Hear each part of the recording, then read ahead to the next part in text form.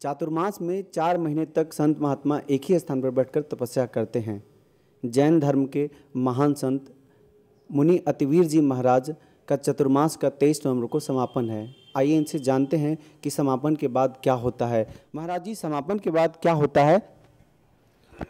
समापन के बाद त्यागी यत्र तत्र विचरण के लिए निकलते हैं, धर्म प्रभावना करते हैं, अध्ययन करते हैं, साधना करते हैं। पीछी जो मोर के पंखों से बनी होती है, उसका नीचे का हिस्सा इतना कोमल होता है कि किसी भी जीव को उससे चोट नहीं पहुंचती है। मुनिराज जहाँ भी बैठते हैं, किसी वस्तु को उठाते हैं, पहले पीछी से मार्जन करते हैं, तब बैठते हैं, ताकि सूक्ष्म जीव वहाँ से हट जाएं, उनकी हिंसा ना हो। वही पीछी जो सारे साल इस्तेमाल की जाती है, उसके कोमल रेशे सख्त हो जाते हैं, कोमलता समाप्त होने लगती है, जीवों की हिंसा होने का डर रहता है। उसी के कारण मुनिराज चतुर्मास के समापन पर अपनी पुरानी पीछिका किसी भी गृहस्थ श्रावक को दे देते हैं। वो गृहस्थ श्रावक जो कि संयम के मार्ग पर आगे बढ़ना चाहता है, मन में भावना भाता है कि मैं भी कभी इस रास्ते पर चलूँगा, कभी मैं भी साधना के पथ को स्वीकार करूँगा, और नई पीछी ले लेते हैं। इसी को पीछी का परिवर्तन कहते हैं। मुनि अतिवीर जी महाराज का कहना है कि पीछी परिवर्तन के बाद उसे श्रावक को दे देते हैं। वो श्रावक काफ़ी भाग्यशाली होता है जो पीछी को प्राप्त करता है। कैमरामैन रंजीत कुमार के साथ शैलेश तिवारी, CNB नई दिल्ली। आज हमारे साथ मौजूद हैं UNPA के सीनियर लीडर श्री ओम प्रकाश चौटाला जी। चौटाला साहब, आप क्या कहना चाहेंगे? समाजवादी पार्टी आपसे अलग हो चुकी है। अब इस मामले में तो समाजवादी पार्टी ही रोशनी डालेगी। मुलायम सिंह जी UNPA के फाउंडर मेंबर थे और शुरू से ही इस डील के कट्टर विरोधी थे। अब वो यकलख्त उनके क्या दिमाग में आई है, हमें बहुत तकलीफ है कि वो UNPA को छोड़ करके चले। क्या आप इसे अवसरवादी राजनीति कर सकते हैं? नहीं, मैं इसे ये कह सकता हूँ कि राजनीतिक तौर पर मुलायम सिंह जी ने बहुत बड़ी भूल की। 2 मरतबा वो पहले कांग्रेस के हाथों अपमानित हो चुके हैं, तीसरी मरतबा वो और अपमान सहना चाहते हैं, तो ये उनकी सोच है। लेकिन इससे उनको और देश को बहुत बड़ा नुकसान होगा। कल UNPA की बैठक है, उसमें कौन कौन से घटक दल आ रहे हैं? कल UNPA की कोई बैठक नहीं है। कल कोई बैठक नहीं है। क्या फारूक अब्दुल्ला जी भी आपके UNPA के सदस्य हैं? फारूक अब्दुल्ला जी हमारे सदस्य थे और आज भी हैं। तो पिछले मीटिंग में वो नहीं आए थे, उसको वो जम्मू बंद की वजह से वो नहीं पहुंच पाए थे। क्या आप न्यूक्लियर डील के खिलाफ हैं?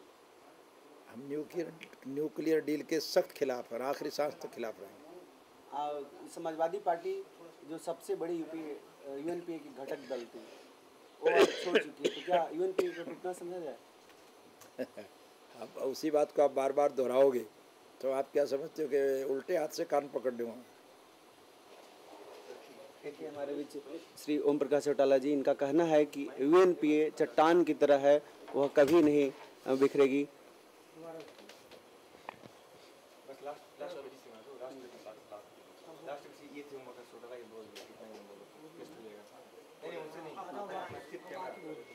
ये थे ओम प्रकाश चौटाला जी। इनका कहना है कि UNPA चट्टान की तरह है, वह अंतिम समय तक न्यूक्लियर डील के खिलाफ है और खिलाफ रहेगी।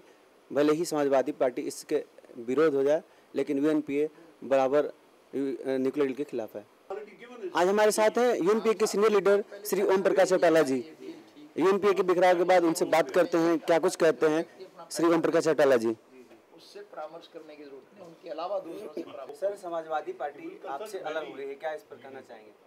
समाजवादी पार्टी UNPA को अगर छोड़ के गई है तो ये उनके हित में भी अच्छा नहीं है और देश के हित में भी अच्छा नहीं है। क्या आप लगता है UNPA का तो एक घटक दल टूट कर चला गया, क्या UNPA का बिखराव हो जाएगा? एक घटक पहले भी कुछ महीने पहले छोड़ के गया था, तब बिखराव हुआ था क्या? अब दूसरा छोड़ के चला गया तो बाकी घटक तो जो कि मजबूती से खड़े हैं। अब पता नहीं इसमें कोई और शामिल हो जाएगा। क्या आप न्यूक्लियर डील के बारे में क्या कुछ करना चाहेंगे? न्यूक्लियर डील के हम कट्टर विरोधी हैं, आखिरी सांस तक इसका विरोध करेंगे। अगर सरकार वोट ऑफ कॉन्फिडेंस सीख करेगी तो हम उसके खिलाफ वोट देंगे। अगर पार्लियामेंट में कोई नो कॉन्फिडेंस मोशन लाएगा तो हम उसके पक्ष में वोट देंगे। ये थे हमारे साथ श्री ओम प्रकाश चौटाला जी, इंडियन नेशनल लोकदल के राष्ट्रीय अध्यक्ष। इनका कहना है कि UNPA के किसी भी घटक दल को बाहर जाने से यूएनपीए का बिखराव नहीं होगा। इंडियन नेशनल लोकदल के ओम प्रकाश चौटाला जी का कहना है कि यूएनपीए न्यूक्लियर डील के खिलाफ है और खिलाफ रहेगी भले ही सरकार नो कॉन्फिडेंस मोशन लाए। कैमरामैन विनोद कुमार के साथ शैलेश कुमार तिवारी, CNBC नई दिल्ली। शारदीय नवरात्र के अवसर पर आज हमारे बीच मौजूद हैं जगत गुरु शंकराचार्य माधवाश्रम जी महाराज। आइए उनसे बात करते हैं, नवरात्रि कैसे मनाते हैं। स्वामी जी, नवरात्रि कैसे मनाते हैं आप? हमारा देश धर्म प्राण देश है। यहाँ की आध्यात्मिकता संपूर्ण विश्व में प्रसिद्ध है। यहाँ हमारे देश में शक्ति और शिव की उपासना होती है। शक्ति की उपासना में 4 नवरात्र होते हैं एक वर्ष में, 2 गुप्त हैं, 2 व्यक्त हैं। एक शारदीय नवरात्र हैं, एक बासंती नवरात्र हैं। इसमें भगवती नव दुर्गा की आराधना होती है। आज वो आराधना प्रारंभ हुई है। 9 दिन भगवती नव दुर्गा की आराधना होगी।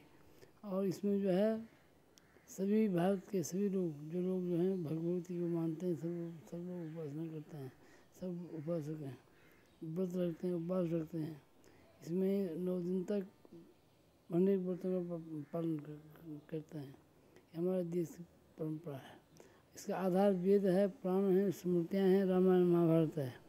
उनके आधार पर ही ये सब व्रत हैं, उपवास हैं, त्यौहार हैं, सब मनाए जाते हैं। इसलिए भारतवर्ष के सभी हिंदू जनता को भगवती की आराधना करनी चाहिए और व्रत उपवास करना चाहिए। स्वामी जी, आप नवरात्रि में नव दुर्गा की पूजा कैसे करते हैं, कृपया करके दर्शकों को बताएंगे। हम लोग तो भगवती राजराजेश्वरी त्रिपुर सुंदरी की आराधना करते हैं। सभी भगवती के जितने भी स्वरूप हैं सबकी आराधना भिन्न भिन्न है। तो उसमें जो हम लोग जो आराधना करते हैं उसमें भगवती का अनेक प्रकार की पूजाएँ होती हैं। मंत्र की उपासना होती है, हम लोग वो करते हैं। किंतु सबके लिए यही नहीं है। इसमें जो दीक्षित नहीं है उनको जो है त्रिपुर सुंदर राजराजेश्वरी मंत्र से शिव विद्या के मंत्र से दीक्षित होना पड़ता है। यहाँ 10 महाविद्याओं की उपासना होती है और अनेक भगवती के स्वरूपों की उपासना होती है।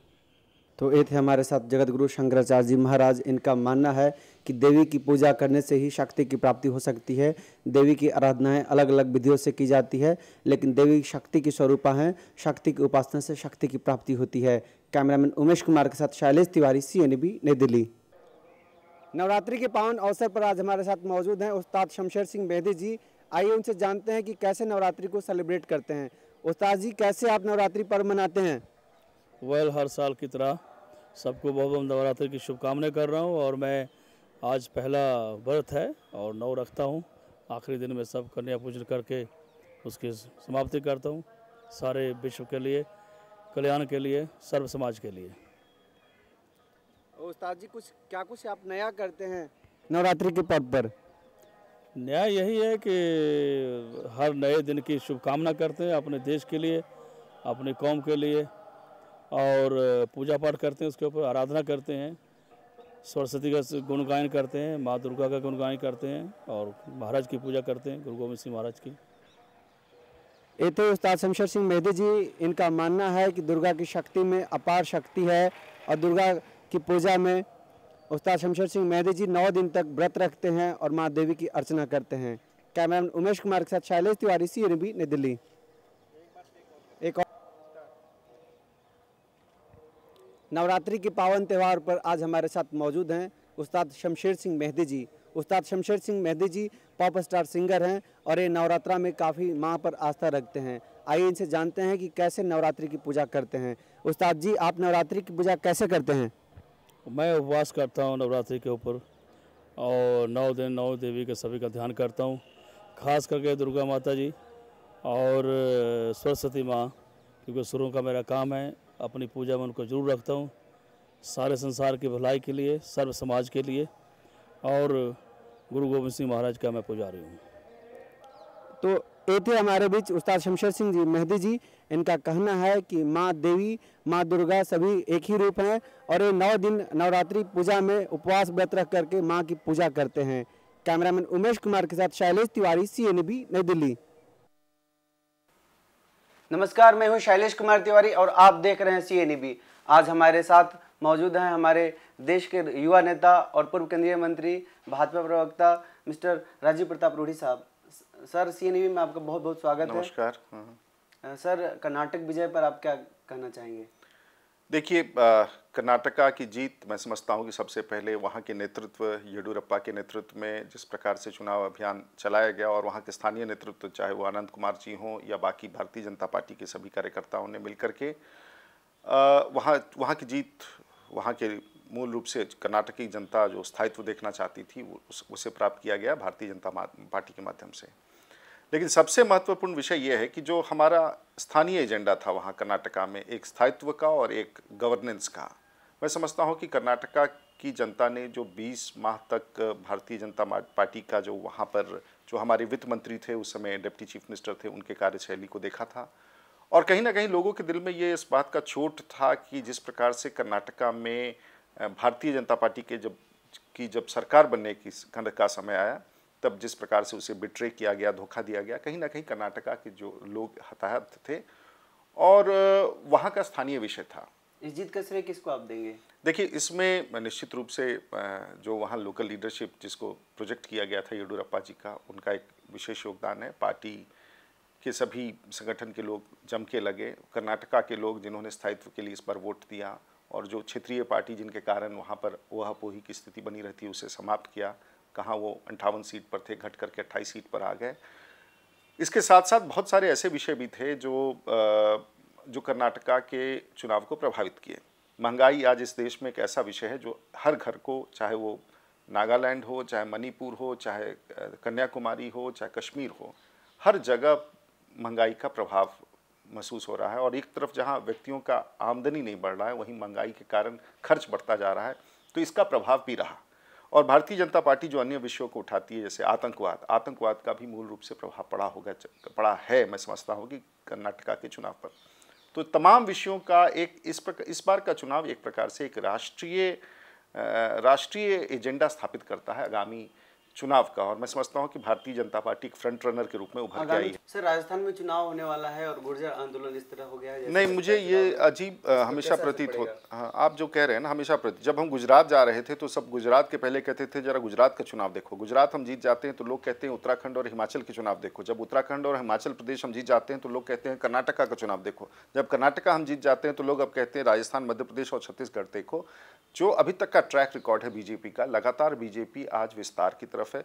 उसका सिर्फ सामाजिक विस्तार ही नहीं हो रहा है, उसका भौगोलिक विस्तार भी हो रहा है। और आज दक्षिण में भारतीय जनता पार्टी की सरकार जब बन गई है तो गेटवे, जो दरवाज़ा होता है दक्षिण का, वो भी खुल गया है। मैं समझता हूँ कि ये तर्क लगाना कि भविष्य में क्या होगा, देश यूपीए की सरकार की नीतियों को देख रहा है। जिस प्रकार से तुष्टीकरण का जो सवाल बार बार भारतीय जनता पार्टी उठाती रही, जिस प्रकार से इन्फिल्ट्रेशन का सवाल है, घुसपैठ का सवाल है, ये सभी विषयों को लेकर देश आंदोलित है। और कहीं ना कहीं इसमें इसका प्रभाव भारतीय जनता पार्टी के प्रगति के रूप में दिख रहा है, भारतीय जनता पार्टी के जीत के रूप में दिख रहा है। कहा जाता है कि जब आप मुख्यमंत्री घोषित कर देते हैं तभी चुनाव में विजय की प्राप्ति होती है। यूपी में आप ऐसे कैंडिडेट नहीं घोषित किए थे। देखिए, ये तो सेंट्रल पार्लियामेंट्री बोर्ड और पार्टी का नेतृत्व तय करता है। जो स्ट्रैटेजिक प्लानर्स हैं पार्टी के, वो तय करते हैं कि कहाँ पर क्या नीति अपनानी चाहिए। लेकिन मैं समझता हूँ कि मूल रूप से संगठन के दृष्टिकोण से और पार्टी के नेतृत्व के दृष्टिकोण से माननीय राजनाथ सिंह जी के नेतृत्व में आज पार्टी के कई ऐसे निर्णय हो रहे हैं जो लगता है कि पार्टी को एक बार फिर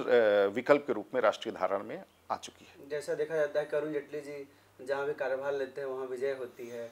बिहार में भी उन्होंने कार्यभार नहीं, बहुत अच्छा है। और हमारे लिए एक प्रकार से विजय के मैस्कट के रूप में अरुण जेटली आए हैं और निश्चित रूप से उनको क्रेडिट दिया जाता है कि उनका अपना काम करने का एक तरीका है और एक प्रकार से स्ट्रैटेजी प्लानिंग करने का तरीका है। में क्रेडिट किसको मिल रहा है? देखिए, क्रेडिट कभी भी किसी एक व्यक्ति को नहीं जाता है। पार्टी का संगठन है और सब लोगों को दायित्व दिया जाता है। हमारे पास नेतृत्व हैं, लाल कृष्ण आडवाणी जी हैं, हमारे पास जसवंत सिंह साहब हैं, डॉक्टर जोशी हैं, वेंकैया नायडू हैं, अरुण जेटली हैं, राजनाथ सिंह जी हैं, तमाम सुषमा स्वराज जी हैं। आप एक बार देखें तो सिलसिलेवार ढंग से आपको नेतृत्व मिलेगा। इसलिए भारतीय जनता पार्टी कांग्रेस की तरह नहीं है जहां सब कुछ एक परिवार में केंद्रित है।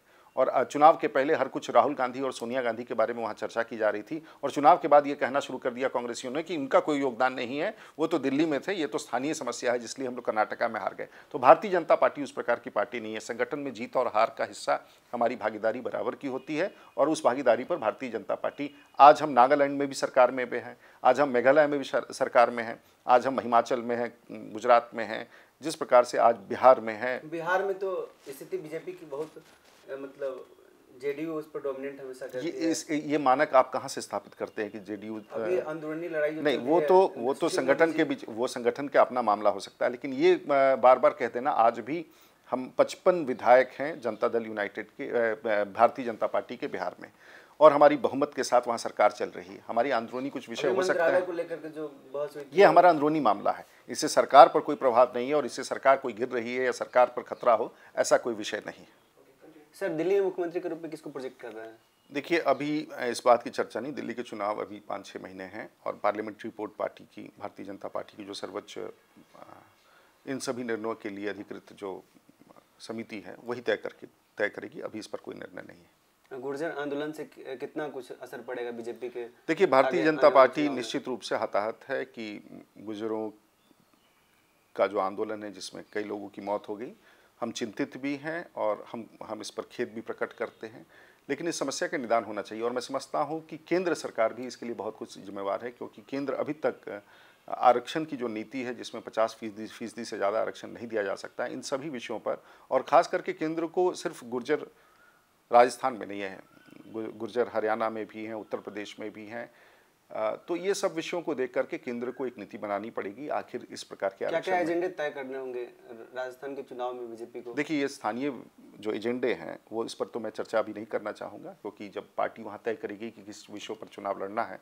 वो तो पार्टी वहाँ से तय करेगी। लेकिन जो राष्ट्र के सामने जो एजेंडा है, जो हर चुनाव क्षेत्र में देश में प्रभावित करता है, वो है आतंकवाद का मामला, महंगाई का मामला, तुष्टीकरण का मामला, घुसपैठ का मामला, राम सेतु का मामला, ये तमाम विषय, और ख़ास करके किसानों का उत्पीड़न जो इस देश में है, किसानों के साथ जो भेदभाव बरता जा रहा है, ये सभी विषय ऐसे हैं जिस पर भारतीय जनता पार्टी ने निरंतर अपना चिंता प्रकट किया है। राम सेतु ऐसे मुद्दे तो बार बार कभी कभी उठाए जाते हैं, फिर दबा दिए जाते हैं, उठाए जाते हैं, दबा दिए जाते हैं।